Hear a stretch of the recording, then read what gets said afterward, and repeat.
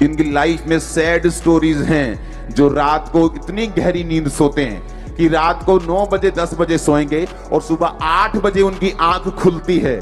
आप एक danger zone में चल रहे हैं, आप एक खतरनाक जोन में जी रहे हैं। ऐसे भी क्रिश्चियन हैं जो सुबह रात को 10 बजे सोते हैं और सुबह 7 बजे उनकी आंख खुलती। आप एक डेंजरस लाइफ जी रहे हैं। आपको मालूम नहीं कि रात को डेविल एक्सचेंज करने के लिए आता है। रात को ही शैतान आपकी डेस्टिनी को एक्सचेंज करने के लिए आता है। एकदम से आप बोलते पता नहीं मेरे बेटे को क्या हो गया, अच्छा भला था लेकिन पता नहीं इसका एकदम से स्वभाव चेंज हो गया, एकदम से ये ऐसा करने लगा, क्योंकि आपने अभी तक अपनी रात वाली जिंदगी के ऊपर फतह नहीं पाई। पता नहीं मैं एकदम से सुबह उठी और मेरे पेट में गड़बड़ है, अब 4 साल हो गए हैं मेरे लीवर में प्रॉब्लम है, अब 4 साल हो गए मेरी किडनी में प्रॉब्लम है, पता नहीं रात को क्या हुआ। शैतान आया और एक्सचेंज करके चला गया, मुर्दा चीज रख के चला गया, जीवित चीज उठा के चला गया। अब आपका शैतान को जूती मारने का, उसके खिलाफ उठने का, रात को प्रार्थना करने का, एक्सचेंज करने का टाइम आ चुका है चर्च यीशु मसीह के नाम में। मेक श्योर आपके पास हफ्ते में 1 दिन या 2 हफ्ते में 1 दिन ऐसा टाइम हो जब आप फुल नाइट प्रार्थना करें। आपके पास ऐसा समय हो कि आप रोज रात को कुछ घंटे, 1.5 घंटा, 1 घंटा, 2 घंटे, 3 घंटे आप नाइट में जरूर प्रार्थना करें। मेक श्योर जब आप सोने के लिए जाएं तो आप टीवी देखकर ना जाएं, मोबाइल देखकर ना जाएं, ज्यादा इधर उधर की बातें गपशप लगा के ना जाएं। प्रार्थना करने के बाद जाएं ताकि परमेश्वर सपने में उन चीजों को बदल सके। बाइबल कहती है सपने में ही सुलेमान के परमेश्वर आए और परमेश्वर ने कहा तुझे क्या चाहिए। वो सपना देख रहे और सपने में उसे मालूम था उसको क्या बोलना है।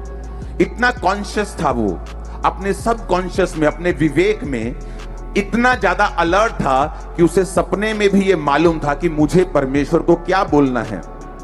अगर सुलेमान दुनियावी होता तो मैं आपको दावा करता हूं उसे ये इनकाउंटर कभी ना मिलता। परमेश्वर सपने में उससे कभी बात नहीं कर सकते।